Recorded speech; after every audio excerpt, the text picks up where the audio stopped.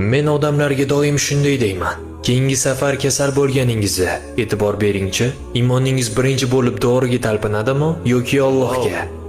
Qarang, Muso alayhissalom bir kuni "Yo Alloh, men betob bo'lib qoldim" dedilar. Shunda Alloh taolo u zotga "Bor, falon barg bor. O'sha bargdan ye" deb buyurdi. Muso alayhissalom borib o'sha bargni yedilar va shifo topdilar.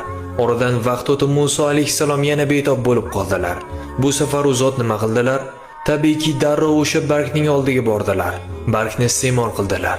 Lekin bu safar shifo topmadilar. Chunki bu safar u zot birinchi bo'lib Allohga yuzlanmagan edilar. Alloh taolo shunday marhamat qildi. Birinchi marta kasal bo'lganingda sen menga kelding.